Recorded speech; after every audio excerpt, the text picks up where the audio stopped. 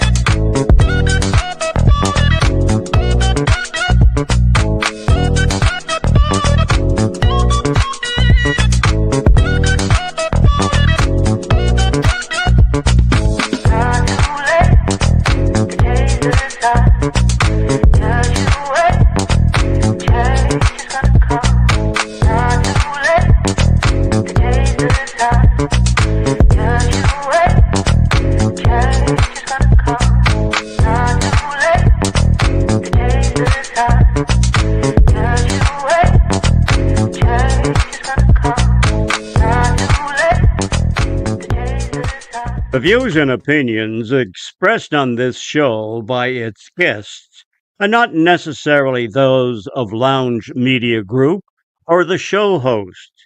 So if you sue someone, make sure it's the party responsible for hurting your feelings. Also, grow up, be an adult, and understand not everyone thinks like you. And that's okay.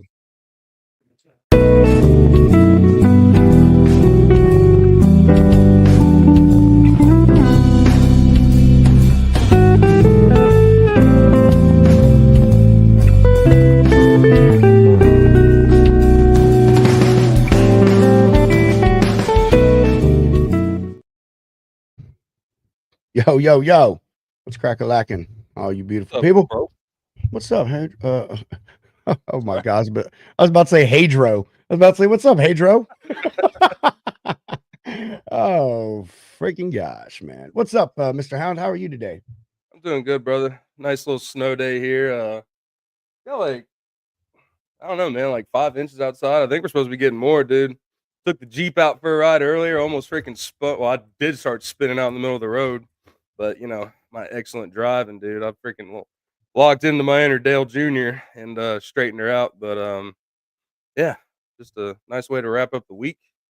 Got some football going on tonight, and yeah, that's about it, man. What you got going on? I don't know. I guess really much of nothing. I'd say that I had a busy day. I did so much. Like I don't even remember what I even fully did today. I remember waking up and then I remember going to a VA appointment and I remember getting my hair cut and I did a bunch of shit in between there. Did some work, moved some loads. Yeah, I don't do my this week is just I have no idea what I've done this week. I've had a schedule every single day this week, and I probably hit about half of the things that I had on there, but I know I didn't fuck off. Like I have been doing something every single day. It has just been, it's been nuts, man. I cannot believe that it's already Friday. Heard that, man. Yeah, it has been. Dude, we're almost. I mean, shit, we're halfway through January already. That's crazy. Pretty much. Yeah, pretty much. But That's crazy, isn't it? It's moving yeah, fast. It's moving I know it fast. needs to slow down. Yeah, I'm with you.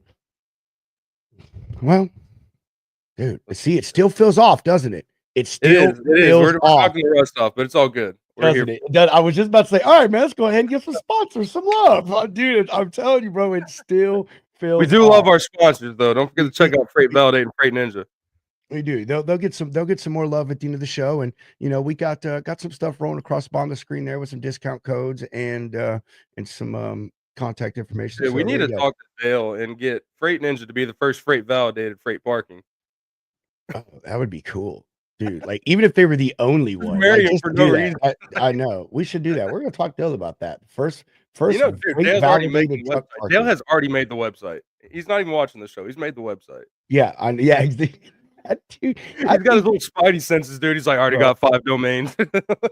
that guy has probably 100 domains, and I'm serious. Like he buys domains, just he'll think of shit. And he told me Yeah. that he's like, man, he's like, I'll think of a business and then I'll go buy the domain. And sometimes I never even start the business, but he's like, I go buy the Dude, it's domain smart. just in case. Yes, That's LinkedIn user. that's shimmy. I don't know why her Oh, thing's is it? not showing up. Yeah, I can see it That's over weird. here on the other screen. Camille commented too, but it didn't show up at all. But either way, all right, hey, let's go ahead and get into some news, and we will bring on our lovely guest.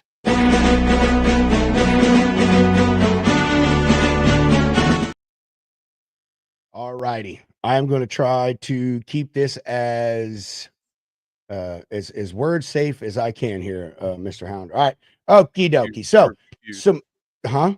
You just call them pew pews. Yeah. I heard they're catching on to that one too, though. So I'm gonna have to think of another term. But Bang, anyway, bang. the bang sticks. Anyway, so this is just one article. We actually have two news articles. They're both attached to this same subject matter. This one I just thought had the coolest picture, so that's why I chose to put this one. But I will post both articles. And they're both from CDL Live. I will post both of those on our channels so y'all can go ahead and read both of them. So this is some really good news, though. But here we go. And again, this is a mix of two articles, so just try to follow along. Drivers' right to protect themselves on the road is heating up. Few things going on right now, literally right now. One of them happened yesterday, and the other one happened on Monday. So first, a lawsuit filed earlier this week in the U.S. District Court for the District of Minnesota by Liberty Justice Center. It accuses the state of infringing on 2A rights of two truck drivers by failing to recognize other states' pew permits.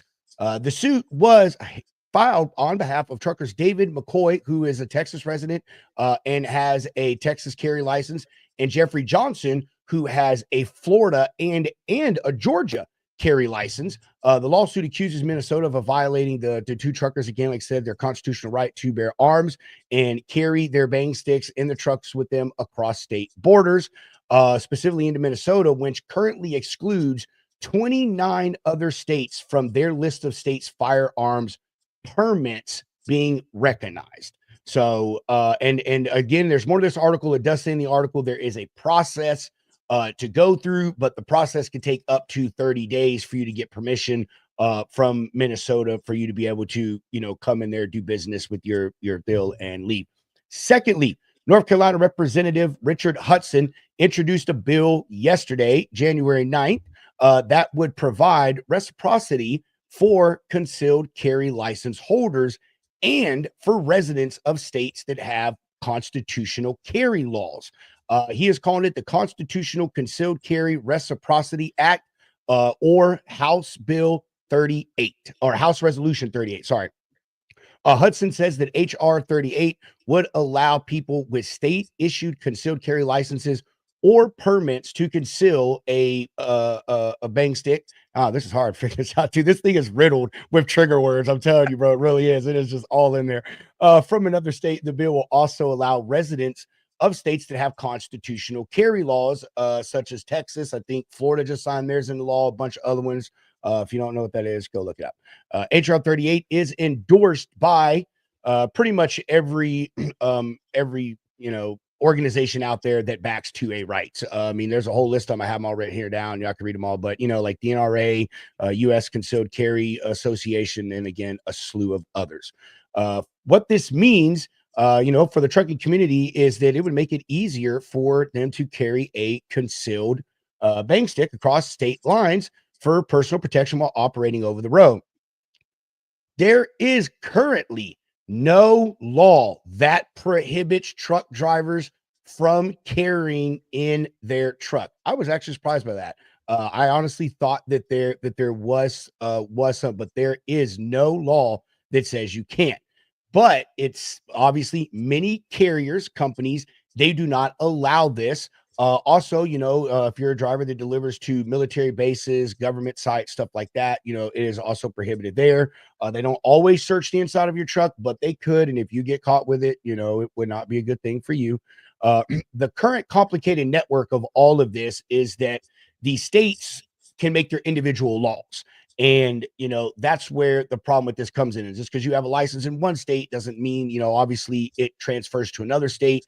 And, if you're caught carrying, that, then you could, get into some serious trouble. So, that's where the real issue is. And that honestly just goes period, not even just with trucks. Like, I mean, even on your person, if you're driving through states and you have that on you, then, just because you're good to go in Texas and, wherever else, even California, man, just because you're good in California doesn't mean you're good in Texas. You know what I mean? So we'll see how this goes, man. I think this is I think this is a good thing all around. But I mean, again, especially for truck drivers, what I mean? I mean, we've talked about it before. I mean, it's definitely, it makes sense. Yeah, I don't think every driver should have one, obviously, but I mean, it goes with any pew No, pew I mean, firearm safety. yeah, Like exactly. get some background checks and But all that they're good not. Well, stuff. this is for people who already have gone through all of that and already legally own one. You know what I mean? Yeah, Like, that's all this is. So yeah, yeah, but yeah. I Keeping mean, it in a truck in general, like I think you should have the right to protect yourself. But we'll see. We'll see. I think it's a good step in the right direction. I do too, man. And like I said, it's got implications, for everyone that is down for their 2A right. So pretty cool thing, man. Saw this, and like I said, both these articles are by CDL Life, and talk about this specific one right here, and the House bill and stuff. And there's a lot more to those. Y'all can go read them. I'll post them up here probably about the next 5 minutes or so. So you got anything else you want to add on that, Hunter? I'm in. You're good. Good to go. All right. There he is, man. His fucking ears were burning, dude. I told Dude, you. man. It didn't take Oh, a we few were, seconds, man. dude. I know that's it, dude. It's literally like, that old saying, speak of the devil. Now it's gonna be speak of the Dale. You know what I mean? Let's speak of the Dale. That's what it's gonna be now, man. Like you say his name 3 times and he appears, bro. Oh, lovely. You ready to bring these 2 fine human beings on? Let's go. Let's do it.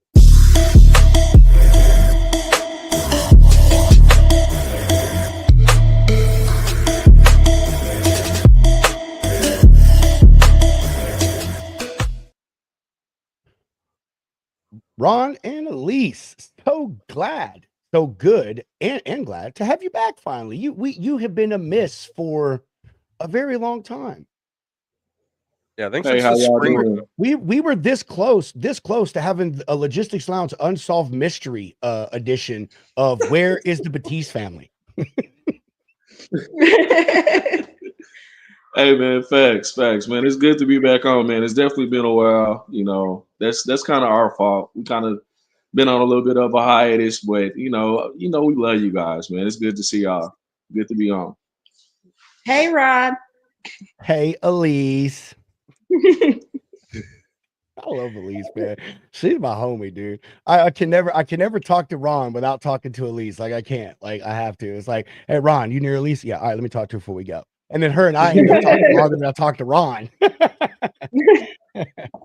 Well, hey, we're gonna go ahead and we're gonna jump right into it. It's been a very, very long time since I've been on the show, probably close to a year. I think y'all guys had just finished moving the last time y'all were on the show because you were showing us the shop.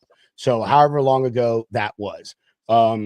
A lot of things have changed. Audience has grown. New audience people came and left, and things blah blah blah. So we want to give everyone their rightful introduction to y'all. So we're going to treat you like we would any other guest, and we're going to start questions off with who is Ron and Eliese, and how did you get to be where you are in the transportation industry?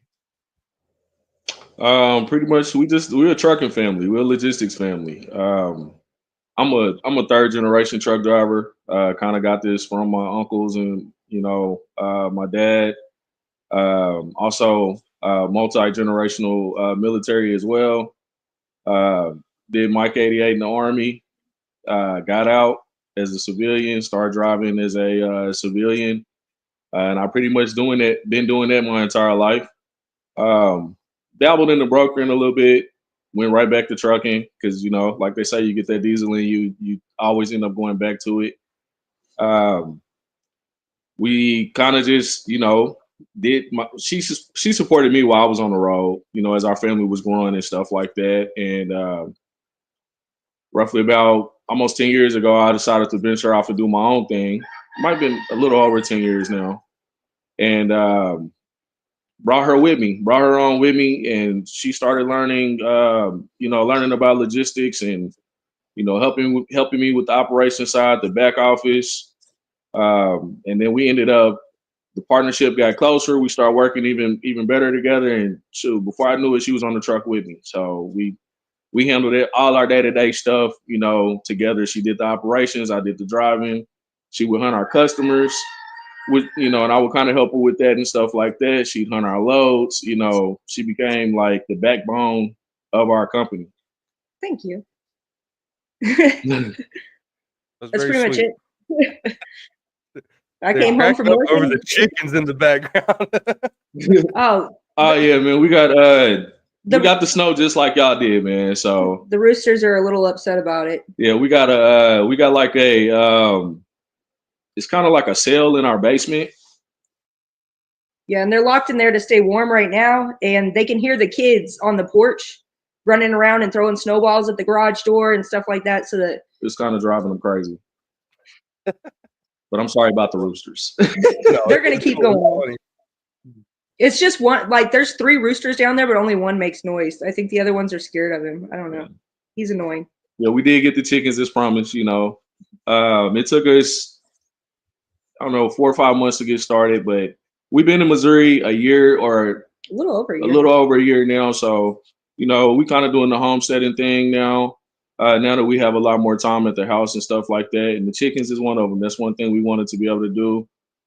So I think we got, 13 birds? Yes, we got 10 layers, 3 roosters, which, they're destined for freezer camp. But I don't have room in my freezer right now. So that saved them for a little while. But so we produce birds and eggs and stuff like that and feed the community eggs and stuff like that. So, I think everybody on our block gets, a carton a week because we get 8 to 10 a day. Well, one of our birds is sitting on eggs. She decided she wants to be a mom instead of lay eggs. So her annoying bud is sitting on 15 eggs?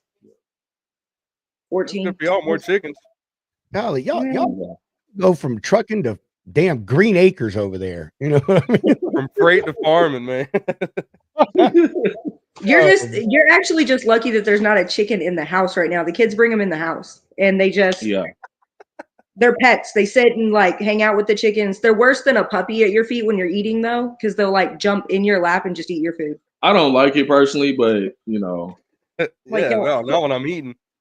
nah, yeah. I don't like them being up here. Period. But I'm like, y'all get your doggone bird. Get it. That's funny. Gotta My, be my mad buddy at has a you. bunch of chickens. He'll send me videos. He'll just be hammered drunk on a Friday. And he's like in the chicken coop, like cuddling one of his chickens. I'm like, dude, you need to get on with yourself. But You become kind of a crazy chicken person. Like there's yeah, never enough. he loves them. There's never Yeah. enough chickens, and they're actually like way softer and way more cuddly than you would think a chicken would be. Like they're actually pretty cool little creatures.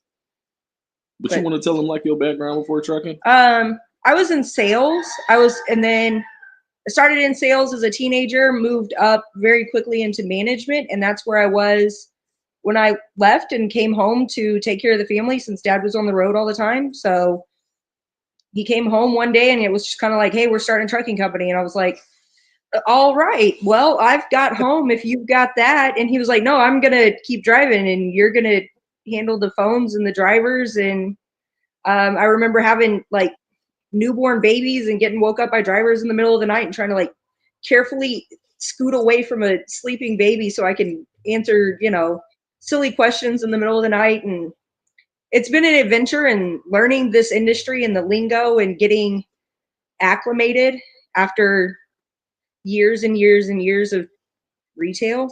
And then lately, like we said, we kind of took a hiatus this spring and decided to kind of make an adjustment and make a shift. And now I'm dragging him into the sales side. So we're doing still in logistics, still working in the industry, but now I'm having to teach him sales. So he got to teach me trucking, and now we're going the other direction, but still working together. And thankfully, we actually kind of work really well together. That helps. Absolutely. So let's get into the trucking part of it with you guys, because that's how we come to the end part that we are right now with you. And so, when you got into driving, Ron, what were you like company driver, man? Did you immediately go owner operator? What type of freight and stuff did you pull? How did that journey work for you, man? That's a long story. That's a good question, man. We got time, so, but give it to us how you give it to us. Well, I mean, of course, I did Mike 88 first, and then when I came back stateside, I did kind of work a few little odd jobs at first. I didn't just jump all the way back head first into trucking. But it was all trucking. It was all related to trucking though. I was either, at a warehouse unloading trucks or, like I said, I got involved in a little bit of brokering and things like that. I dabbled in that a little bit. I've done that a couple times in my life. But I pretty much, got in the truck as a company driver, worked for a couple different corporations. I did mostly, I started out driving. That's kind of like where everybody starts. Of course, that everybody started out, as a rookie. Started out doing drive-in, hauling paper products, wet wipes, and canned goods and stuff like that. Stuff that's not really worth a whole lot of money until you can kind of build that experience up. And then I got into refrigerated. Loved it when I was doing it. That kind of I stayed with it the longest and built my expertise up with that. Learned a lot about it. Learned how to move in out the cold houses. I started learning about how the products and stuff move around the country, and learning a lot more about those particular lanes. Right, the actual logistics that came with refrigerated freight. And started learning, about the customers and stuff that I liked, and the ones that I liked their lanes, liked their loads, and the ones that I wanted to work with. And, just kept doing that for quite a while, did it for a couple different carriers. And then I met a guy, I'm not going to say his name because I don't have his permission, but I met a guy, he was out of Chicago. And I went in, he called me with this opportunity. You know, I had my resume up. He saw my resume, called me with this opportunity. To me, you know, being as young as I was at the time and as hungry as I was and wanting to get involved in what I was trying to get involved with, I couldn't turn this opportunity down. So went to work for him a little bit. Started out, we were just doing Amazon. That's all we were doing was Amazon lanes, which everybody know that, you know, back then it was nothing but drive-in. They didn't have all the refrigerated and stuff that they have now. But started out doing Amazon with him. I ran with him for roughly about a year, was making good money with him. He was teaching me a lot about, um, you know, supply chains and how different stuff work and the logistics of different things. And, you know, I was really just picking up a lot on him and learning how to, you know, set up a trucking company or running a trucking company, proper maintenance plans, how to buy, you know, fuel and, you know, just learning a lot of stuff that I needed to know. Ended up buying my first truck with him, leased on to him. And what I ended up doing, my very first truck that I got, I actually did not get in it and drive it. I had some guys that I knew that I went to school with, and one of them he was in the army too, and they were kind of looking for an opportunity. Hired those cats in. They needed a little bit of training, so I showed them how to, you know, get in there and grab gears and things like that. Put them out there on the road, and we put a reefer behind them. And so while they were doing that, I was still working with the guy that I met in Chicago, still doing the Amazon, going back and forth. And we were able to pretty much, you know, get that truck paid for. I ended up buying 2 more trucks under him and having drivers I never really had a whole lot of consistency. Like, you know, people just ran those trucks for me constantly. So I would have drivers in and out of them. Back then, I only did teams. So you know, we put reefers behind those trucks. I kept, you know, learning more and more, more and more and more and more. And eventually I just kind of got to a point I felt confident. And, you know, the guy that helped me out was like, hey man, you know, I think it's time for you to go out and, you know, spread your wings, see if you can do this by yourself. And it took me a little while, but I, you know, went ahead and spread my wings out, got my own, you know, well, it's a family authority, but got our authority started back up because this is a Batiste Transport and Logistics is family owned. You know, Batiste is actually that's my dad. You know, I'm the son, so which you know he was long gone at this time, but fired the authority back up, put the trucks you know under the authority, kind of fought with the insurances and stuff like that because y'all know starting up that stuff is expensive. We kind of kept our team operation going.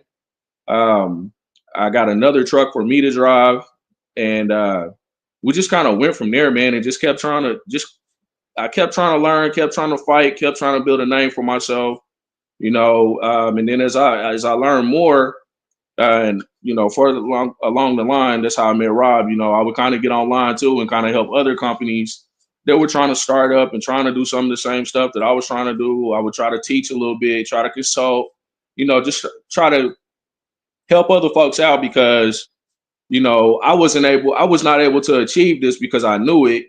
I was able to achieve it because you know somebody saw something in me, saw some potential, and actually took the time to pull me to the side and be like, "Hey, man, this is the right way to go about things. This is how you can get to your goal." You know, so once I did achieve mine, I tried to go back and help as many people as I possibly could too. So it you know it's been an uphill battle for a while now. Um, but you know, I am proud of what I've accomplished. It didn't come to me overnight. I had to go through a lot of different phases, a lot of different steps. I think I did every step. For as you know, coming off the dock, working in the truck stop, cleaning truck stop restrooms because I used to do that too, just to get information. Because I was making a little money, but not you know money, but I was getting paid to do it. And I would work those types of jobs really just to be able to ask questions and learn more and you know to graduate to being a company driver to which I started out local, went OTR, then became a lease operator, then became a company driver. So I took everything step by step by step by step. You know, I didn't just jump in and go straight to, you know, owning a truck or being a lease driver or anything like that. I kind of did it the old way. You know, I got my city experience first, and then I went OTR, got my OTR experience, you know, then lease purchase, and then on to, hey, let's get our own numbers.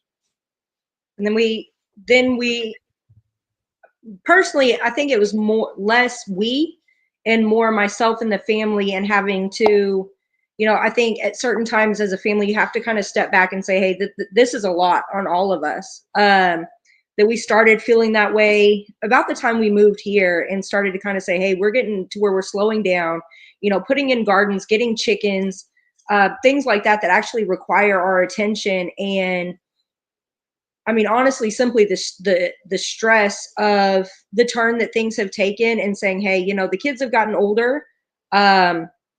They need more time and attention. They need less time on the truck, less time with us away on the truck. We've got to kind of step back, and not only that, but just the additional stress that you carry that kind of gets put off on the kids. Right. So it wasn't a thing like, hey, it's time to, you know, throw the towel in, or it's time to give up. Because I don't think any of us as company owners or operators really honestly feel that way. I think it's, you know, let's take a pause right now. Let's focus on our boys who have grown up in the middle of all of this. And now my oldest is 13. And let me, you know, actually spend some time with him and learn what he's interested in, and let him spend some time, you know, with us. You know, Dad's Right. missed a lot of it just being on the road. So we took a step back. We got a bunch of chickens. We moved out to the middle of nowhere, put in a garden, and said, hey, you know, let's park the truck for a little while, and let's see what's next for us. And that's kind of where we're at today. And one of the reasons why we wanted to come on and talk is we've kind of found the best of both worlds as far as trucking, you know, his trucking experience, and then, you know, bringing me into that, and then my sales experience, getting to be at home and work from home, but also the woes of the trucking industry, and getting into a company that provides a product that actually is designed to help with that. Right. And just to say one more thing on that, like these last 2 years, I could say, and, you know, we talk about these things, but, and even as drivers, you don't realize, you know, how much you miss. You know, she said it, my oldest is 13. And I've been on the road his entire life. I done missed countless birthdays, countless holidays, you know, not this past year, but last year was like one of the first 4th of Julys I had ever spent with my children. And, you know, other holidays that I never, and it doesn't dawn on you how many of them you're missing, how many birthdays you've missed, and, you know, holidays, and how many milestones you missed until you come home and you realize it's like, oh man, like you actually are doing this now, and you're doing that now, and things like that. You know, I basically came home, and, you know, my 13-year-old, which he was 12 when this was going on. It's like, all right, bro, you got a mustache, you know, you starting to swell up in the chest, and, you know what I'm saying, you got a little bass in your voice now, like. And then, you know, my other ones behind him, you know, to see how much to spend some type of time with them, and see how much they're actually starting to adapt and grow. And mind you, that last year they were on the truck with us, but I still wasn't seeing it because I was so focused on, you know, the next load and hitting deadlines and Emails and phone calls. Right. You know, you just, all that stuff just flies by and you just don't see it. And we all talk about it, but when you experience it and you slow down and you realize, it's like, man, where did my life go? Because you know, to me, it doesn't feel like, you know, I've been doing this my whole adult life, and that I've missed a lot of my adult life and a lot of the milestones. Well, but I have. I'm 36 now. That newborn that I was talking about, you know, with the phone call, he'll be 7 in what, 10 days? Yeah. He'll be 7. So this is something that you kind of, you know, you miss, you know, and there is stresses on families, even with company drivers. You know, you spent the majority of your career driving nights, and having little kids in the house and having to say, you know, Dad's trying to sleep. Like, it's very important for our drivers to get their sleep, and for, you know, safety and things like that. But we don't think about the small children in the house that are having to spend, you know, a good majority of their day being quiet, and trying to, you know, a mom trying to keep toddlers and little kids quiet so Dad can sleep. It takes a lot from your family. And I think it was just time for us to say, hey, let's live a little bit of a normal life, and kind of stumbled across an opportunity that I feel like we can feel passionate about, because what we're doing now is actually helping to protect the assets of our especially our smaller trucking companies, our owner operators, and coming from that, it's important to us. And I'll let Rob liaison over to that direction when he's ready. But that's where we came to, and it was easy for us to come to that agreement. We're still in the industry. Yeah, sales is something that's a little harder for you to pick up, and so I try to do a lot of the actual sales calls and things like that. But I'm able to feel passionate about it because I believe that this product actually will help our owner operators and our little guys stay in business. And those little guys, I think we can all agree, are a huge part of logistics. Right. I think that's something we definitely need to, put a little bit more focus back on, is our smaller companies, because, that kind of is the majority, and they kind of keep things going. And, I get asked this all the time by a lot of people, man, are you ever coming back? Are you ever going to get back in the truck? Are you, I will, I'm waiting on what everybody else is waiting on. To me, it doesn't make sense to go in massive debt, behind a passion, even though it's your passion. We all do this. At the end of the day, we all love it, but we do it to make a living. And so, some of us have to transition. And some of us have transitioned. Some of us are still going through the ringer. Wherever you fit in there, that's on you, and I got nothing but love and respect for everybody out here that's in transportation, whether you still fighting the battle or you didn't transition. So I think we all kind of waiting on that pendulum to swing a little bit, and before we can make any type of decisions in logistics. Well, let's not hold off on the getting onto the direction that we want to get to, which is are y'all hearing that echo, or is that just me? Yeah, there's an echo somewhere. That's weird. Okay. Oh, let me try something. Say something, Rob. Are you there? Yeah. All right. It's their phone. That's weird. It wasn't doing that all show. I know it wasn't. It is weird. All right. So let's just push on into why you guys really wanted to come on the show, and which is talk about, the affiliation that you guys have with this new company, and, give us some background on that too.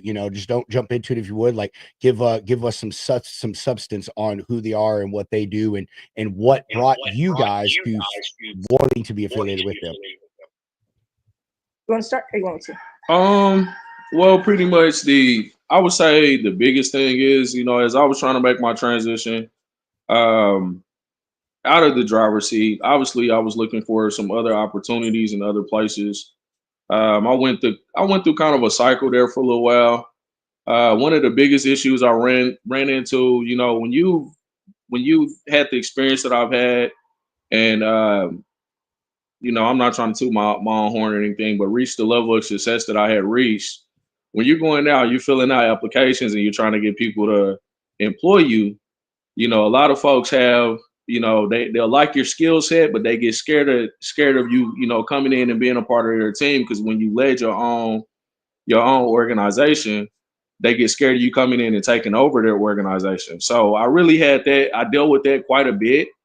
I think I was probably out here, at least had a little bit more success than I did, but I kind of was like really struggling with, being able to join somebody else's team. And, we kind of got approached prior to us shutting all the way down. We got approached by Aptech. I actually know the founder over there.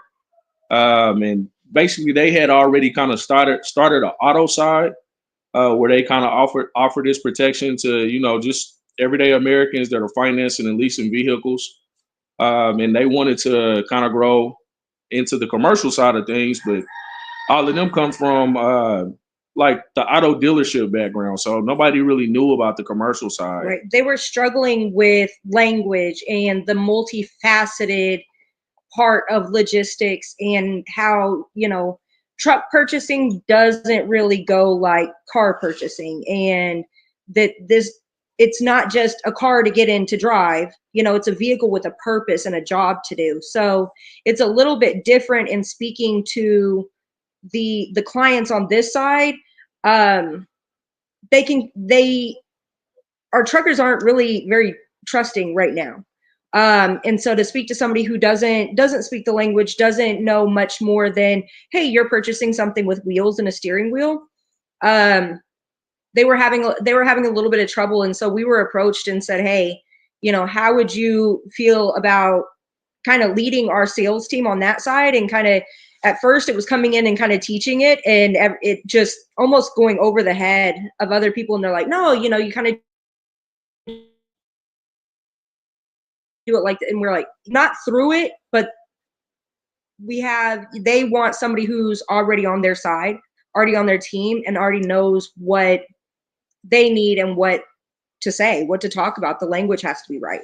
Right. So it was kind of something we were just kind of approached with. And like I said, I knew the founder. It took me a while to go ahead and make that transition, because prior to trucking, I was used to just traditional jobs like, warehouse management or, whatever, traditional stuff. So that's kind of like what I was seeking, just to kind of like get me through, this downtime that we're going through until I could kind of get back to what I'm used to. So, we kind of just thought about it for a little while, and then, started doing a lot more investigating into this company and, what they were actually doing and what they're trying to do. We did, quite a few meetings with the founder, met with their CEO as well, did quite a few meetings with them, asked a bunch of questions. And then we came to the realization that, not only is this opportunity for employment, but it kind of goes along with, some of the stuff that we've already tried to do in transportation, which, Rob, we've gotten involved with a lot of things, a lot of drives, a lot of, relief efforts and stuff like that. We've always tried to make our experience be helpful to, our community and our country and things like that. And when we saw what they were trying to do for us, protecting some of these guys, we was like, hey, our skill set is best used in an atmosphere like that. And basically what APTEC does, APT, Automotive Protective Technology, what they actually do is, it's not an insurance or anything like that. It's not a warranty program or anything like maintenance program. But what they do is, during financial hardships, medical hardships, business hardships,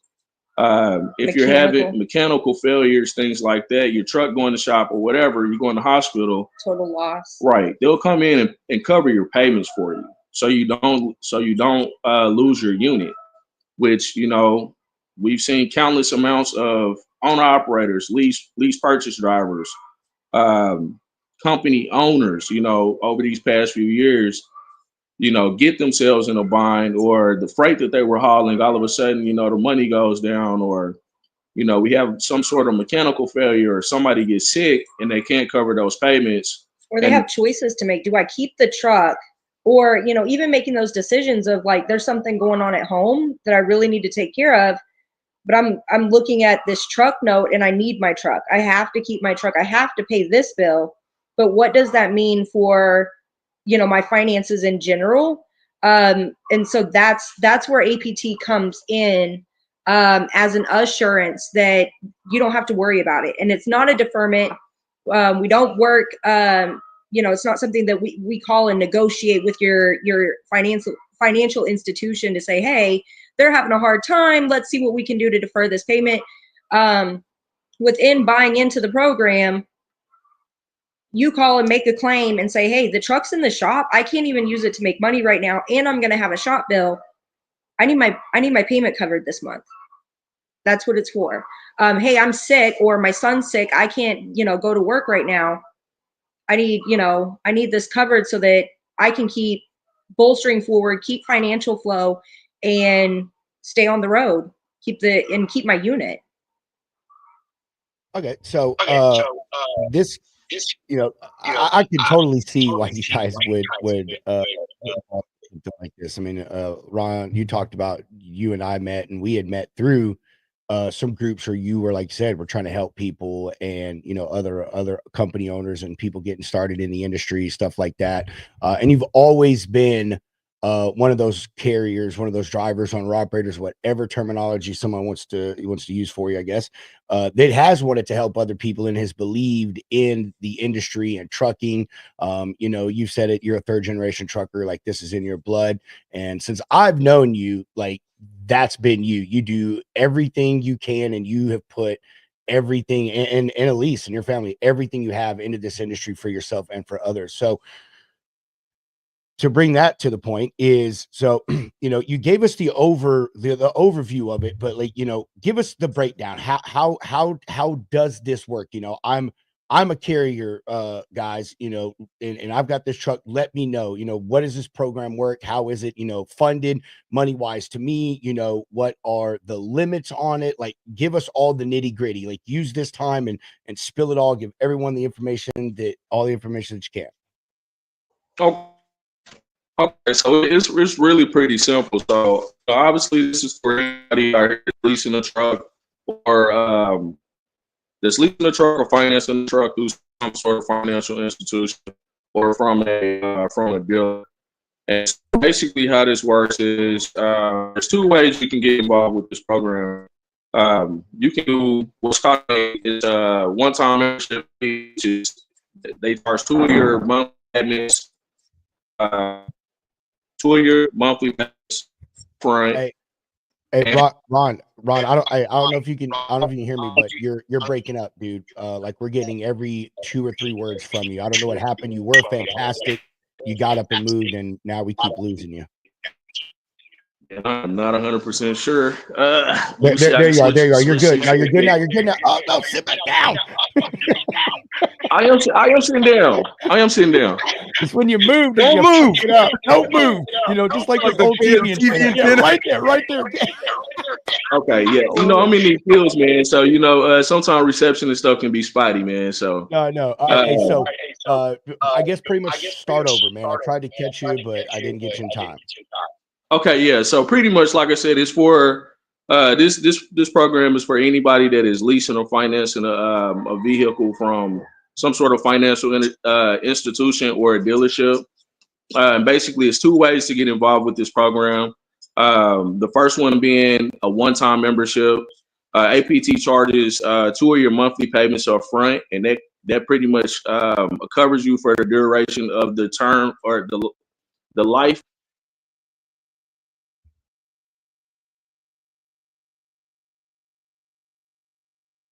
Dang it! What happened? For the life of your contract. Yeah. So, and then the other one is basically a monthly subscription. It's $149 for your power unit. Also, $149 for your trailer. They cover trailers too. And basically, as long as you pay, you can use this coverage. They offer, I believe, it's one financial hardship a year. Then you get also your medical, your mechanical, and your business related hardships as well. Basically, how it works is, if your truck goes down or whatnot, all you do, you reach out, you contact your agent, you show them, you give them your mechanical documents showing that your truck is in the shop, what work needs to be done on the truck, and they cover your payment until you can get your truck back on the road. Same thing with the medical. Same thing with, let's say you go through a divorce or something like that. Same thing there. If your roof falls in on your house, Okay. same thing.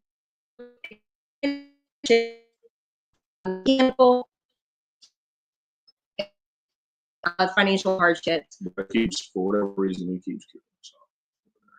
Over there? Yeah. Oh, it's got a bad connection. Yeah, hold on. There you go. Start over, Eliese. There you are. What did you say? Go ahead. We can hear you now. Okay. It's three a year. Yep. With the monthly membership, it starts after 90 days. With the one-time membership, it starts immediately. The only exception to the monthly membership is in the event of total loss, they will cover. So if for some reason it does cover loss as well.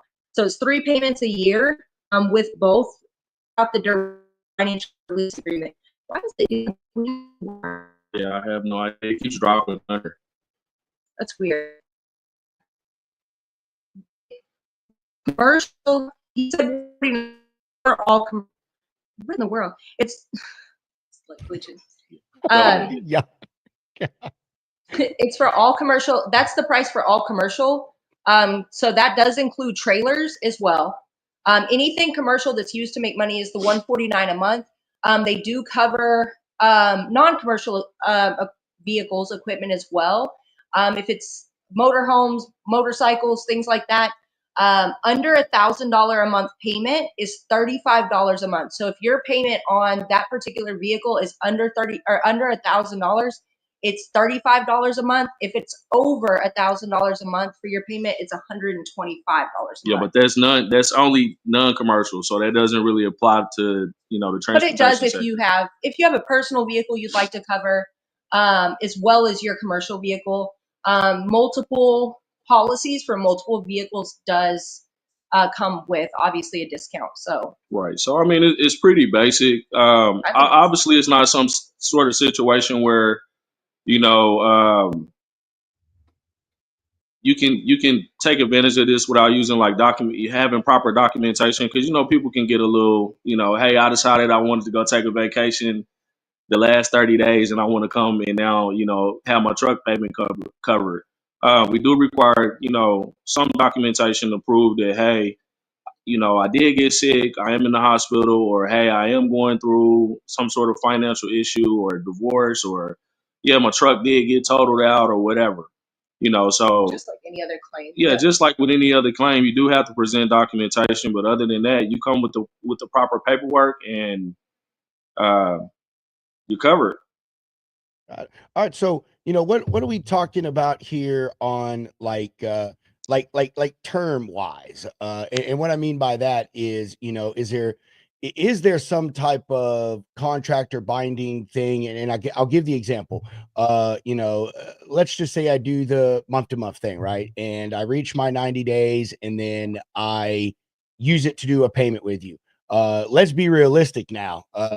Most truck payments are what, 2,000 a month, 17, I don't know, they're freaking up there. So even after 3 months, like that's still almost not going to cover it even with my payment. So my point is Exactly. I do it after 90 days, and then I'm like, forget you guys, and then I skip out, or is that how it works? Or do I have to be into it for so long, and then if I try to go, you guys could come after me? And I'm not trying to say anything bad, I want all the information out there. I mean, for you're asking the right everybody. questions. Yeah. You're asking the right questions, because those are the questions that I would ask. But pretty much the company itself, APT, it's insured. It has its own insurance. Basically, it's insured and bonded. So in a situation like that, basically when your payments are covered, it's not necessarily coming from. We're not looking to make make your payments and then pay for your payment. Basically, the insurance kicks in and covers you. Basically, the membership is for you to basically be a part of it, to be a part of this program. So basically, like you said, you go 3 months or whatever, and something happens, and all of a sudden, I've only been paying monthly. I've only been paying the $149 a month, and now I need to use this.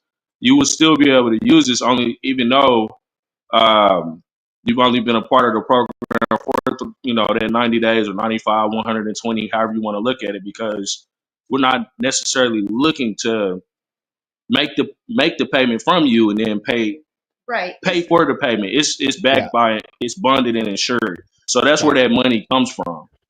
Does that make sense?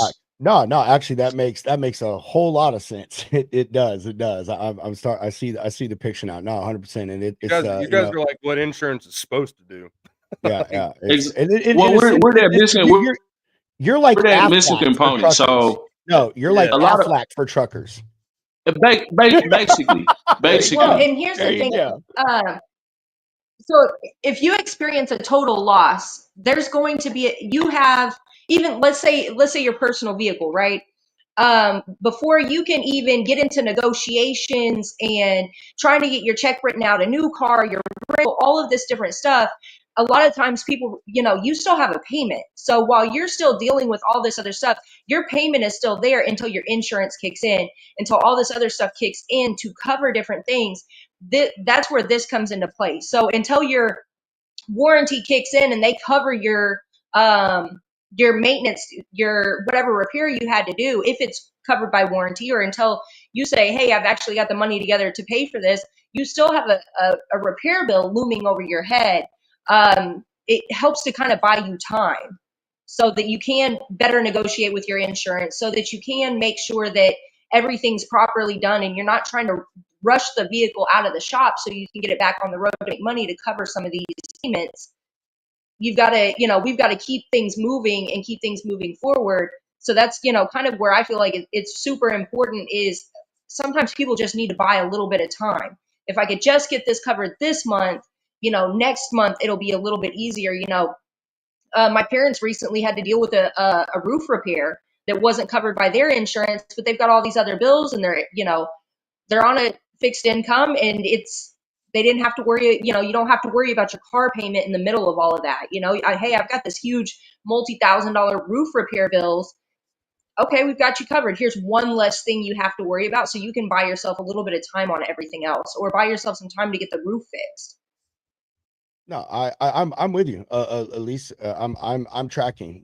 I have encountered enough people or enough owner ops that have been faced with the situation. Mechanical thing, or like I had a buddy, man. One of the things that he dealt with twice within a span of 6 months was a driver issue, getting a driver. He hired a driver, and the guy he ended up not working out, and it took him, like, I think 90 days, almost or 90 days, not 90 days, 45 days, almost a month and a half to find himself a driver, because he went to a recruiting agency, and the truck wasn't doing anything, and he still had to pay the insurance and all that stuff on that as well. I'm not saying you guys would cover that, but I mean, what I'm saying is, like, there's a lot of instances out there where a truck could not be running, when it be mechanical or something else, that you guys may take care of. That I see where this comes in, and it is a lot of the times the payment or the insurance is what gets pushed to the side, because, like, oh well, I can miss it this time because I got 90 days, before they probably come after my truck or my trailer or whatever. And it's like, you're not seeing that. Yeah, but you still got to make that payment. You know what I mean? Eventually, these still got to get that. You're still behind until you do. So, I see it. 100, look like you're about to It's say really something. I think the thing that really made me, get behind it and kind of believe in it is, I mean, Rob, we saw this, years ago, not years, but post COVID, everybody that went out here and bought them expensive trucks, and they had that, that COVID spell that was really good to them, and then all of a sudden it was over.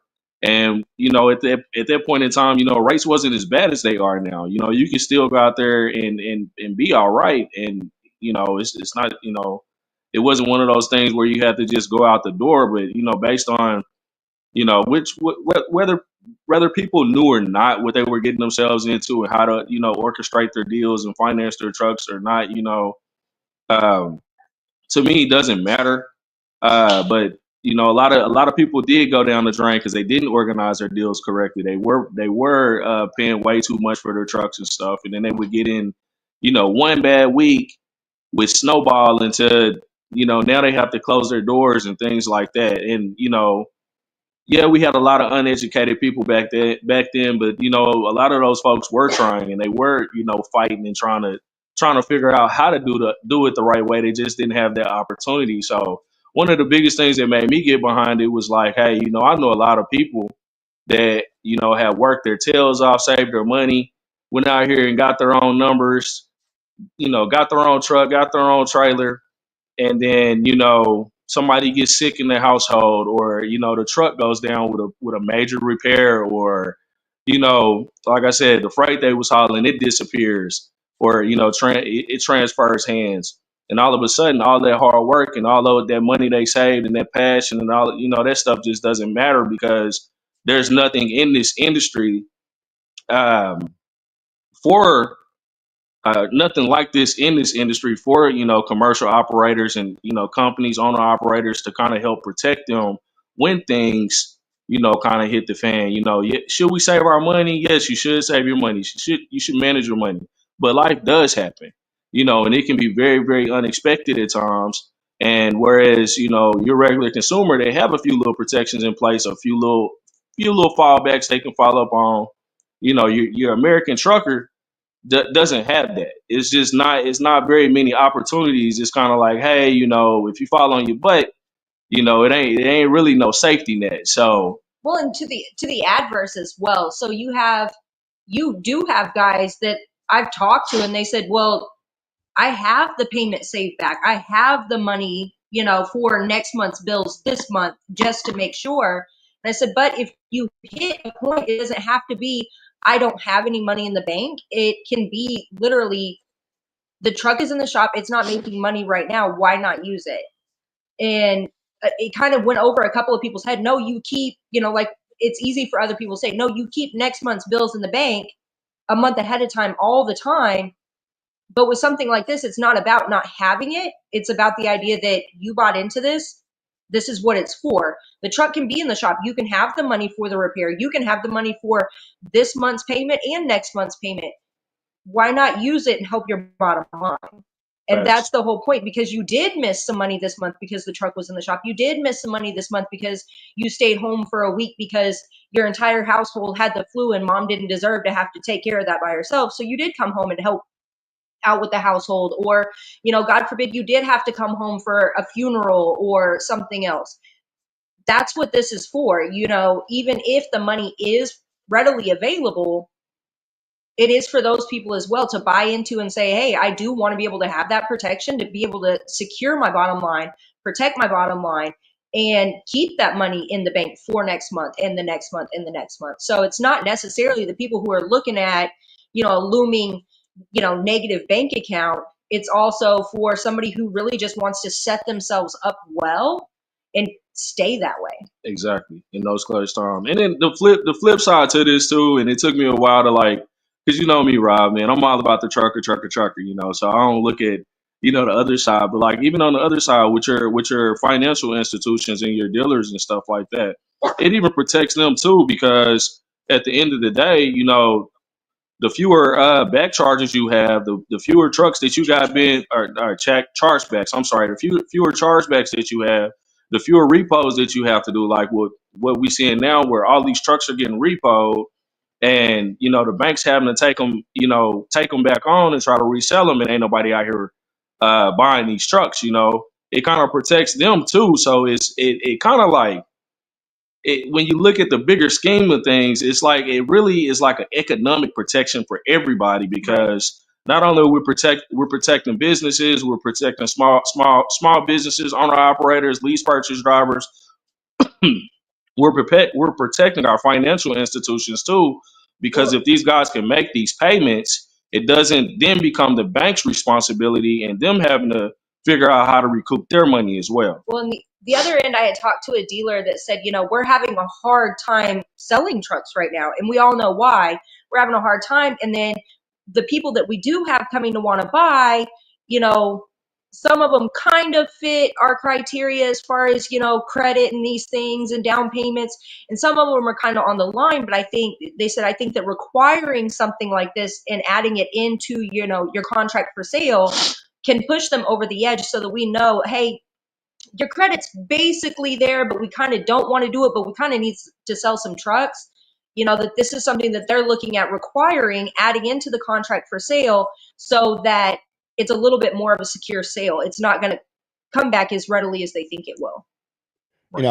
This is a very good point that you both brought up with that, and I didn't think about that. Is it also being like a security measure, protective measure in place for the seller of the equipment as well? And Exactly. and I would, I mean, Although I don't want to give, how can I say this?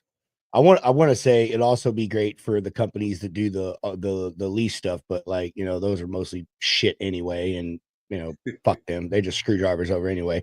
But it would be a good thing for those drivers in, especially, if those companies offered it, I mean, I know that's part of who y'all go to, but them being told that up front and not having to wait to find out about it would be good too. Cause I mean, we know like that is probably one of those I would say are the ripest places for a driver to get shafted without the KY Right. is One- a lease program, man. I mean, it really is because I think who is it? Someone was on the show. It was Jason Miller, Jason and Steve. When Jason Steve was saying that like lease operators, after you take all their bills and all this stuff, that like they get paid less than company freaking drivers. That's what they take home, and you got to do maintenance and all of this stuff. And they're never going to buy the truck. And they're never going to buy the truck. Never going to buy a truck. I think he Right. also gave, I think it was like 70 or 8. It was a crazy high percentage of lease ops that fell, which because they're designed that way. You know what I mean? They're not designed for the driver to succeed and eventually, honestly, on that truck. So I would say if you were to find a company that really actually did want you to succeed and actually buy the truck, and at the end of the agreement walk away with the truck, this would be something. This would be something I would look for. Yeah, I mean, if they don't offer something like this, which I'm gonna pat this company on the back. When I was going through earlier this year, and I was looking through, it was the summertime. I was actually trying to get a lot of these companies that offer lease purchase to enroll with this. I found one company that did something similar to this program, which is Herbosch. And they actually had a program in place where if you had, a financial issue, medical issue, whatever your hardship was, they had a program where, something would kick in and help you out with those payments. And it wasn't a deferment. They had a program that actually kicked in and made the payments just like this program. So out of, the thousands of companies that I called, that I literally found one.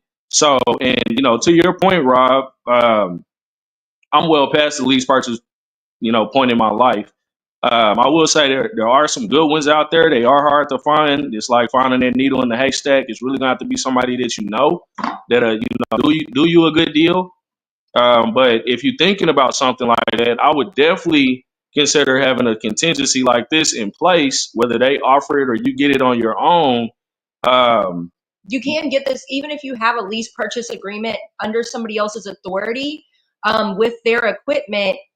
All we need is a lease or finance agreement. It works with any lease or finance agreement on any piece of equipment. But I wouldn't do one without having this type of contingency because, one bad week and you out of that truck. All we need to know is what your finance agreement is and who to make the payment.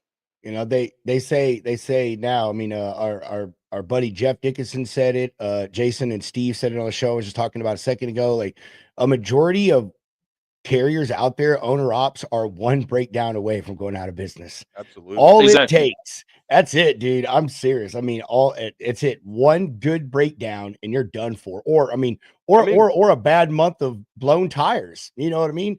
$500, $600, $700 a fucking pop, buddy. You know what I mean? You're going to deplete the funds really, really fast. So, so I get it. You're right, man. This is a good contingency to have in place. You know what I mean? And now let me ask you this. Does it offer anything, else besides this? Do y'all have any other programs in the works, to help owner ops and commercial drivers and people own equipment and stuff? At this point in time, we don't really have anything else that we're, kind of offering along with this, but we are working on a couple partnerships with some different TMS companies. We're trying to, I'm actually looking at possibly trying to, get a couple brokers in the network and things like that, and being able to. One thing we can do is like, refer you to particular dealers that we know, that we work with and things like that that we trust. But we are trying to like incorporate, TMS systems, try to get some good brokerages that'll be, within our network to where it becomes more of like a, everybody's working together. It's a one-stop shop. You know, I'm in negotiation with a couple factoring companies as well, to where, you know, you can kind of come in and integrate these products together. exactly integrate all these products together, and to be, you know, we work as a partnership, to offer, you know, these different companies and owner operators, you know, hey, like a package deal, even though we're all a bunch of separate companies, you know, we can operate a deal to where you can kind of get that one-stop shop effect, and you know, have other products in place that'll help benefit Right. So the transportation what industry. we're aiming for with some of these negotiations is, you know, an owner operator signs up with factoring company X, and this comes with their fee that they're paying. Right. So that this will already be built into what they're paying the factoring company, so that they have this as well. Because I mean, any other company out here that you're paying, they make more money if you still have a truck. That's Exactly. cool. You should also this just popped into my head. You should try to go I don't know if y'all are already, but if not, like the driver legal plans, like open, I don't know if it's still around, but open road, you know, those things, you know, the things where they'll, you know, take care of your tickets and stuff or whatever, help you and stuff, da da da da. Like that would be a good one to approach too, man. You know what Hey, I we mean? need to Like, get y'all hooked up with Clint Weston at Shoreline Capital. oh yeah, Clint with Sherlock, dude. Yeah. Yeah, y'all would be a good match. Clint's the man. Very, you know, mom and pop. Y'all probably been on the show with him before, but yeah, awesome people. I think we have. I think so too. That's a good one. Yeah, that's a good idea. Yeah, get him set up with Clint. And I want to Hey, say, man, I Ron, would I don't know how you're not a salesman, because you've been sitting here selling the hell out of this shit all show long, dude. Well, Like, you got to remember, man. You know, I had to sell my business too, man. So you know, if I don't believe in it, nobody else is going to either. So I we mean, just had to learn. We had to learn some different language, like chargebacks and aftermarket products, and yeah, you know, little intricacies. That's good stuff, though. hey, trust me, I'd rather be driving a truck though. But you know, I do believe in this product as well, man. And I do believe that, you know, this is something that everybody should have in their back pocket. You No, know, if you're not in absolutely. the top 1% right now, trucking companies and got a million trucks out here on the road, even if you're a mid-size company or a mid to large size company, if you're not just a large company, if you ain't Walmart or JB Hunt or something like that, where you just got a bucket of cash you can go stick your hand into, you should have something like this, you know, to be able to fall back on. Because, you know, as we've seen the last 3 years, anything can happen at any given time. Somebody can get on the news and say something crazy, and you know, you can go from everything being good to, you know, now I need Yep. help. Yep. Now, that's what I was about to say earlier. I mean, shit, Rob and I mean, even me personally, dude, I know a bunch of drivers that could use this. Like, you know, get new tires, like you said, like that can set someone back. Like, you know, they're skipping out on their rent payments because they got to get on the road and they got Exactly. to drive, and it's like it sucks, you know, because Exactly. like I can't help them out, obviously, and they're just kind of out there floundering. But yeah, this is I Exactly. love And it. I love it. that's what this is designed to do, man. It's just designed to, when you hit those crunch times, you know, you don't have to close your business, you don't have to lose your personal vehicle, you know, you don't have to take your kids out of private school. You ain't got to sell your house and all that other stuff. You can kind of protect your lifestyle a little bit. It's a contingency, and I tell everybody and have told everybody for the last 10 years, you don't open any type of business without some sort of contingencies in place. And unfortunately, you know, we're kind of in transportation, we're forced to do that because there aren't a lot of contingencies available. But as they become available, you know, the best thing you can do is build that into your business plan and take advantage of those things, because you're not going to always just have a ton of cash to fall back on. Yeah, and even if you do, I mean, you're gonna run that well dry. Then Exactly. what? well, and even Then if you what? do, why not? You know, even like he had said, some of these larger companies, when you have a company that has 6, 7, 8, 900 trucks, if some of those trucks are down and you can't run them, and you have a payment on them, why not? I mean, even mega corporations, you know, they have things like, I mean, a lot of them are self-insured, but with something like this, even your mid-sized carriers, if you have enough trucks, even if like I said, any finance or lease agreement, they may have the money to stick their hand in the bucket, pay for this, and it's fine. But at the end of the day, with the accounting, it kind of helps out. Well, and at the end of the day, the thing about it is, especially in transportation, that we don't, you know, especially truckers and carriers, we don't think about. when you have one situation, you might handle that situation, right? But everything snowballs. So when you look back on your past month and you spent, you replaced 4 tires and then you went into the shop and all that other stuff, all that stuff snowballs. It becomes a giant snowball. It's not like, oh, it just disappears. At some point, you have to give yourself the opportunity to recoup. And we don't do that because we don't have these contingencies in place. And what you end up doing is you're steady trying to play catch up. So I think the name of the game is, have contingencies in place so you don't get behind in the first place.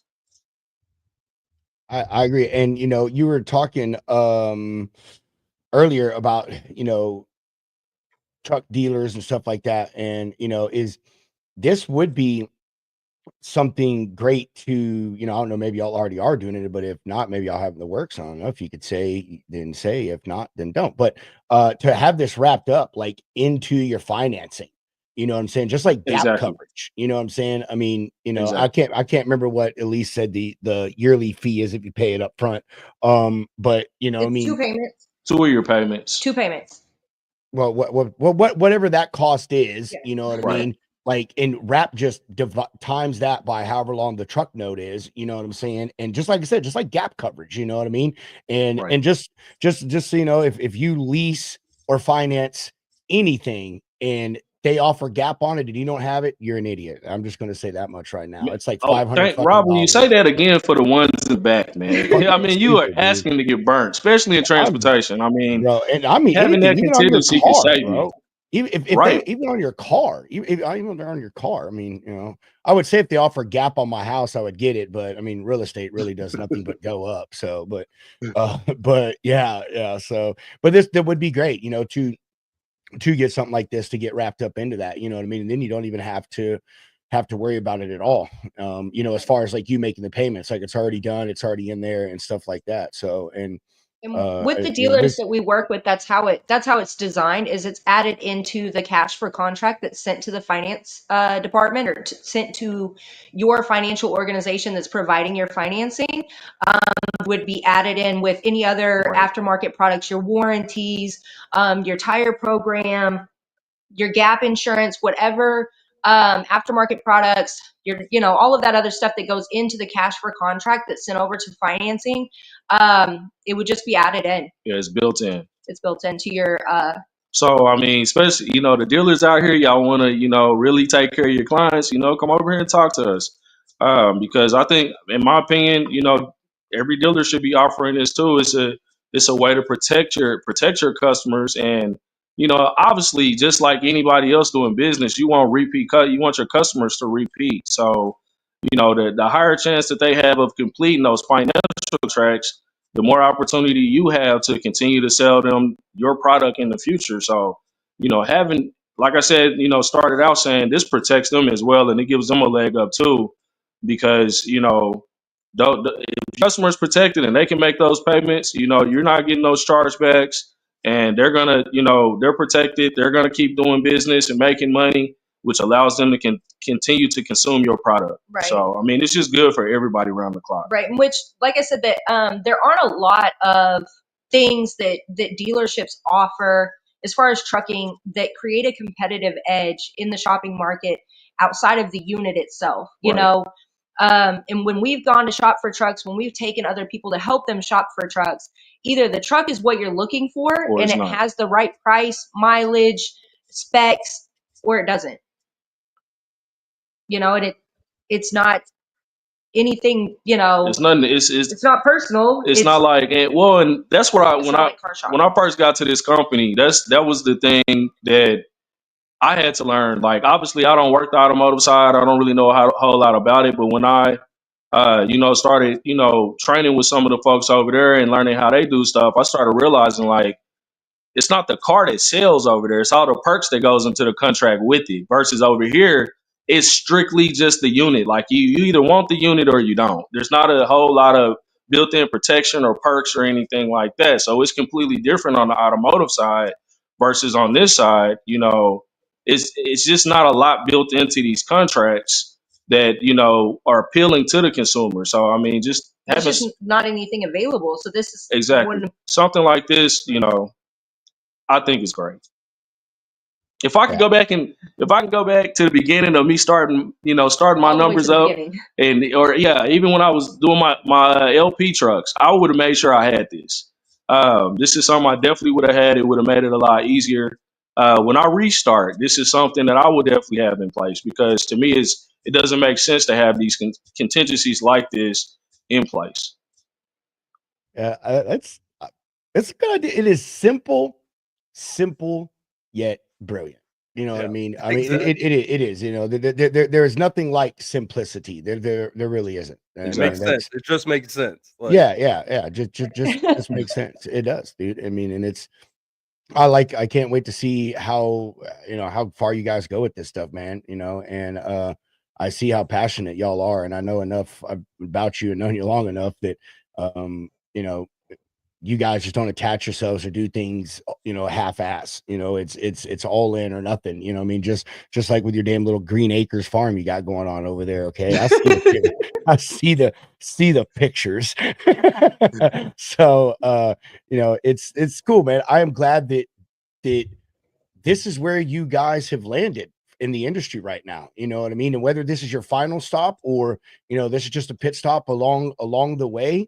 I mean, like I'm glad you found this, and I'm glad that you two are specifically a part of it. And because I know that you're going to help get it out there to the right people, and you're going to explain it in a way to these carriers and all did it make sense, and even to these truck dealerships and, like you said, these factoring companies and stuff.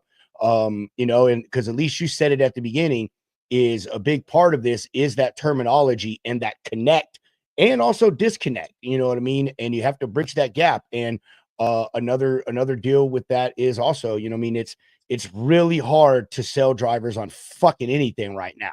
You know what I mean? I Facts. mean, actually, I'll just say period. I don't care what it is. I mean, I even during COVID, try to get a driver to buy some shit for $50 a month. I don't do that. Like, you got to make them understand why they need it. And this thing being as simple as it is and upfront is, I like it. And I'm glad that you guys explained it in depth and stuff and gave us a lot of information. And yeah, there you go. That's all I Rob, gotta man, you're say. gonna have to come up here and check out the homestead, man. You gotta come check me out, man. I'm eventually I think what I'm finna do next, I'm gonna try to get a couple goats up here, man. No, hell no yeah. goats. Ducks. No Yeah, goats, man. Try to ducks. get some I goats. I need to make a Pedro nationwide tour is what I need to do. You have no idea how many people I No need to kidding. fucking visit, bro. Pedro I mean, nationwide tour. That's what I need to do. we're But mostly on the I'm way gonna to do it. Hunter. I'm gonna do it. Who cares about Hunter? I'm gonna see his ass enough this What'd you say, fucking Eliese? year. I am not I trying said to. we're mostly on the way to Hunter. Like, not, all the way on the way, but we're kind of on the way. If It's I'm not that going bad to, of a Yeah, detour. Pedro, come pick me up. yeah, Hunter, sure. It's just Anyway, you're no. over here, and then you got to go all the way back up. Makes sense. Hey, I'm gonna do it. I need to do I need to do a nationwide tour right now. And I'm gonna end it in Wisconsin with Robert though. So we do some fucking ice fishing in December. That's what I'm gonna do. I'm gonna start it at like you know what I mean, like November, Next week. man. And I'm gonna end it. I'm gonna I'm end it glad in you just brought that Wisconsin. man up, dude. I got to get him on the show. I've reached out to him a while back and about getting him on, but he said to get past He's the been New doing Year's or Wisconsin whatever. shit, man. Every time I talk to him, he's like, "Yeah, I'm He's going up to the always land." fishing, bro. That's dude. Yeah, If going you fishing, text him, building his hunting shack for his I'm gonna text him father-in-law right and shit. now. I'm gonna be like, Robert, what are you doing? And I bet you he's gonna send me a fucking picture of a damn Yeah, group him chat that ice because I need to fishing. bust his balls a bit. I'm gonna text him right now. Oh man. All right. Um, sorry, we kind of trailed off here. Do y'all? I mean, what else you got to say? Got anything else you want to say about APT or anything? I mean, basically, Pretty go see it straightforward. for yourself. It's pretty straightforward. It's aptech.world, PECH. .world. Go check it out. Look it up. Least on LinkedIn, so you can get on her page and send her messages if you need more information. I'm also always available. You can find me on pretty much every other platform. I haven't been on LinkedIn in a while. I kind of got they kicked me to the curb. But I mean, questions, comments. We all for it all day. We're here to answer questions about it and help people get enrolled so you can have this protection. It's easy for us because it's simple. I appreciate our founder for keeping it so simple. Yeah, keeping it super it's simple. not, super hard to explain. It's, oh, the other thing I have to make sure and say, if you were to make a claim and to use your membership, your premium does not increase. Right. Your premium never increases. It is one flat rate for the length of your lease or financial agreement. So we don't do like insurance companies, like you put a claim in and then all of a sudden your premium doubles and all of that. Or all of a sudden you're dropped, or wherever you lock in on your contract.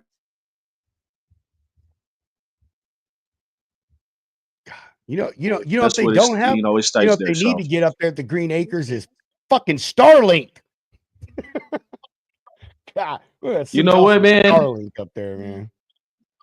I want a Starlink. I'm joking. I don't think these people would even know what that was if we tried to. Yeah, we even tried to advocate for that. I think we have like our own internet service. All you have to do is buy it for your own house. That's it. You just need you buy it. No, Ron's already got enough attention, man. You'd have people out front like, what's that contraption? I know. What's that contraption out there, Ron? I know, man. What I'm gonna do then? I already got people following me to the house and stuff, man. You must come on, you have money with that fancy contraption up there on your roof. They don't think your ass come from the future, boy. Hey, they'll probably start shooting at it around here. I ain't lying, bro. They shoot at everything around. Oh, fucking Jesus. If it's not shooting, it's tannerite. They play with tannerite. Yeah, they play with a lot of tannerite around here. Oh, that's fucking good shit. That's what I don't do. All right.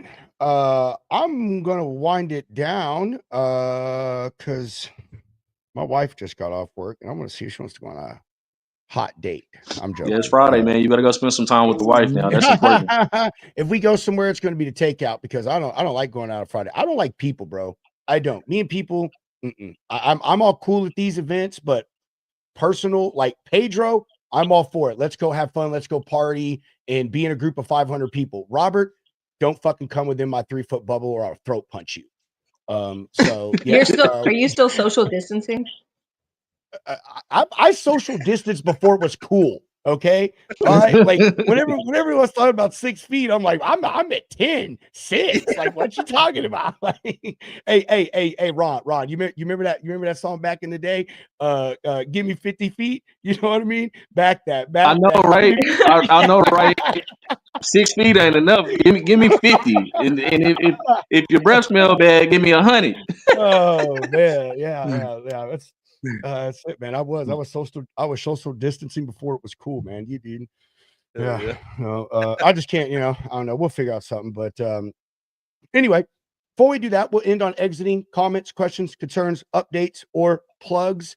Ron, you and Eliese, y'all want to go plug yourselves, plug the company again, anything?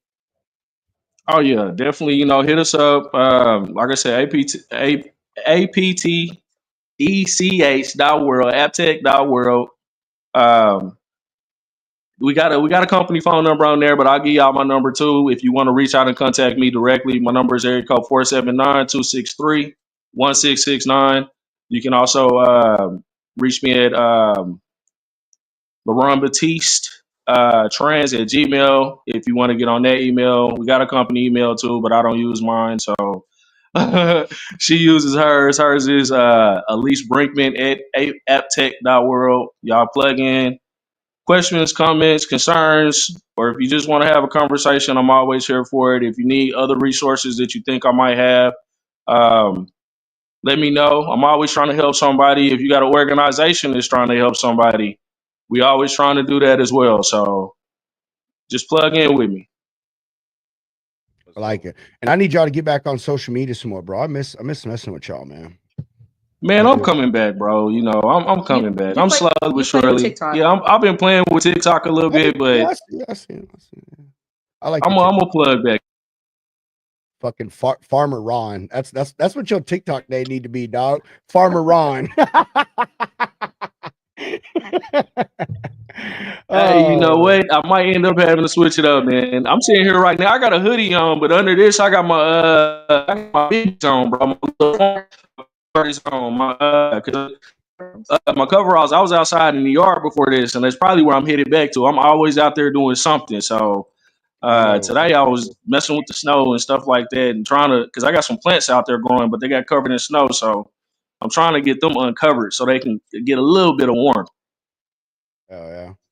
That's what's up, bro. I know I've seen your stuff, man, on TikTok. I like all the videos you do, dude. And I'm glad you guys got up there, man. I'm glad Thank you. you're doing your little thing and stuff, man. I know that stuff brings peace to you. I'm a little jealous because I would like to be in the middle of nowhere where there's not a lot of people myself. But you know, Hey, it'll happen, bro. I know It'll happen. it'll happen, but I don't know if it'll happen with my wife because she ain't moving. Hey, all you got to do is run your neighbors off, bro. You get a couple chickens, you'll run your neighbors off. No, my neighbor did have chickens. Honestly, I didn't bother. I didn't mind them. They didn't mess with our stuff. His dog killed him though because he's got a stupid untrained dog. But that's a day. That's a topic for another day. That dog's. I have never seen a more horribly trained herding dog. I mean, this dog is. It is a Catahoula.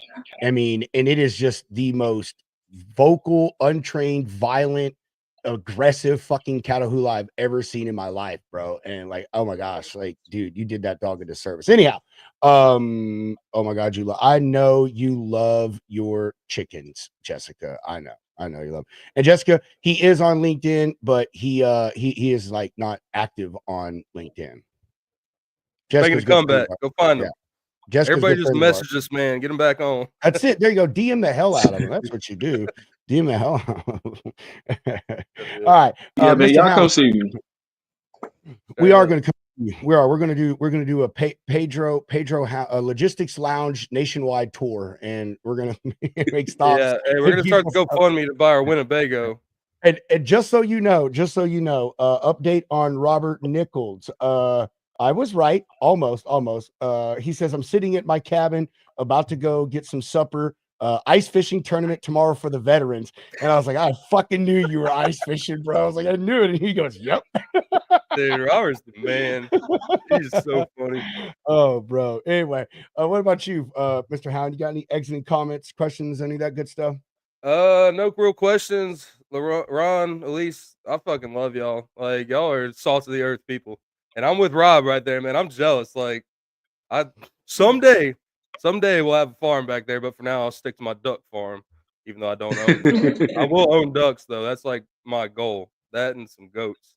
But yeah, love y'all's products and what y'all got pumping out. It's that. I mean, thank you guys. We appreciate it, man. You know, anything and we like can do to help always, too, like I oh, mean, for sure, man. I mean, the only thing I can ask, man, is I'm gonna make space for y'all, make space for me, man. I'd love to start getting on the show more and supporting you guys. I've always loved y'all what you guys got going on. I love to see your growth. Both of y'all been great brothers to me, man. I just appreciate the opportunity to come on and talk about my experience over the years and continue to try to educate and talk about this product. And I'm gonna keep doing that, and y'all keep doing what y'all doing, and we'll make a difference, man. Get on LinkedIn, like, dude. We have so many people that will share the hell out of what you got going on, and it'll for sure. APT is on LinkedIn. They do have their own page on LinkedIn. Eliese. If they're not active posting, it don't matter. Gotta be yeah. We've talked about that. We met on that a couple times. I haven't. I don't do the social media over there, so we have talked to them about that. About getting more active on the posting more and stuff like that. And then like I said, Eliese is on there. It's Eliese Brinkman at LinkedIn. She uses her maiden name. We try to. In the business world, we try not to affiliate. So she don't like my ugly man. So, but I will be back soon. I will be back soon. I'm working on some things. So hey, like I said, I appreciate you guys for having us on. Thanks for all the support and the love, man. And like I said, let's get together real soon, man. Eat some barbecue or something. Let's go. Yeah, well, you're welcome on here anytime. You know that, and we do need to get together. Man, ain't nobody coming down to Texas. I didn't. Why? Just because barbecue. I think you meant Texas. I'll go up there and eat y'all's nasty ass barbecue. I don't care. It don't matter to me. Whatever. Say, man, you talking about they barbecue? I got the best barbecue around here. I mean, unless you're going unless you're going to throw some, I don't know. Depends on what you're making. Whatever. We don't get into this topic. All right. We're not going to get into. Get that man fired Stop up. it, Hunter. Stop. Stop. We will sit and have a 30-minute. Every time we talk about barbecue, it's like a 30 fucking minute conversation. Stop it. All right.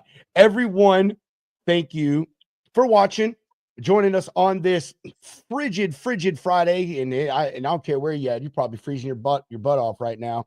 Even down in Florida, John said he's freezing down in Pensacola. So we appreciate y'all joining us. If you're out there on the road, please be safe. Plan ahead. I don't know if you saw my social media earlier, but they had interstate shutdown with drivers just sitting on the highway. If you are out there, be freaking prepared, drivers. Have food and water in your truck, stuff that you don't have to warm up. Make sure you keep your fuel tanks at least half full while you're going through this winter. I mean, just take care of yourself and pay attention. Plan ahead. Preparedness is the best thing. When you don't prepare, you're setting yourself up for failure. We're going to go ahead, get some sponsor love. Actually, hold on, one last comment. Jessica, what the?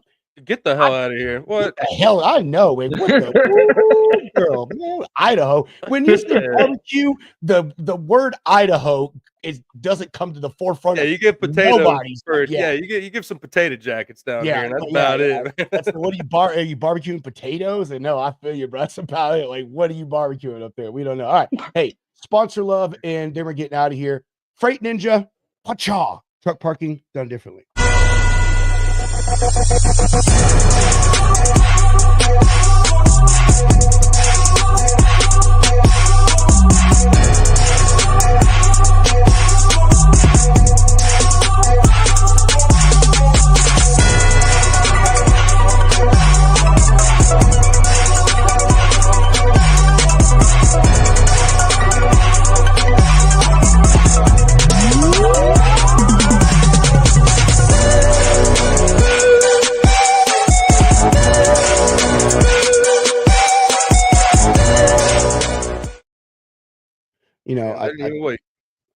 I totally. Who? Joe, you ain't sneaky. Everybody can see you. What's up, Joe? I totally made a whole new commercial for Freight Ninja, and I keep forgetting to upload it. So yeah, I did this time. We're gonna play that one the next show. I think this is pretty cool. All right, Freight Validate, the homie Dale Prax. You know him, you love him, you hate him, whatever. As long as you know him and you know his company Freight Validate and the amazing things that they're doing, that's really all that matters. You go to the website down there, scrolling along the screen, call the phone number or email the Freight Validate team at that lovely email address scrolling down there. Mention the lounge, and maybe they'll give you a price break or something. Who knows? Who can say? Call him enough, complain enough. Maybe he'll help you out. Freight Validate, Dale, if you're watching, we love you, sir. Speak of the Dale.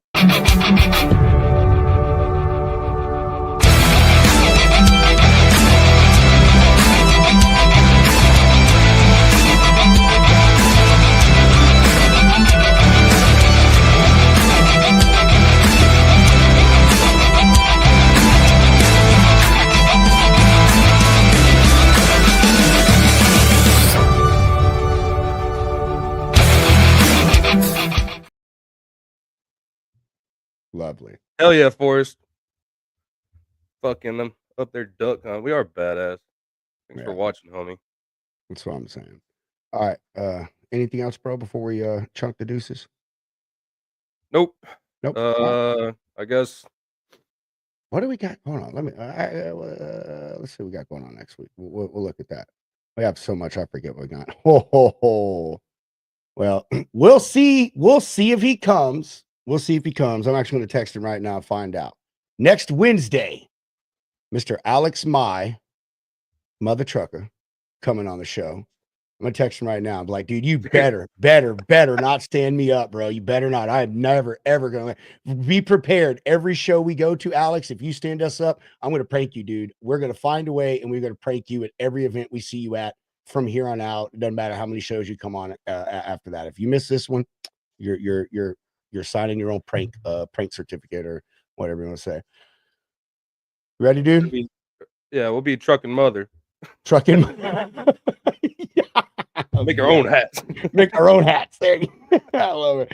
All right. Hey, thanks, everybody. As I always say, chunk the deuces. Y'all have a lovely weekend. Mr. Hound, roll that beautiful bean footage. Yep.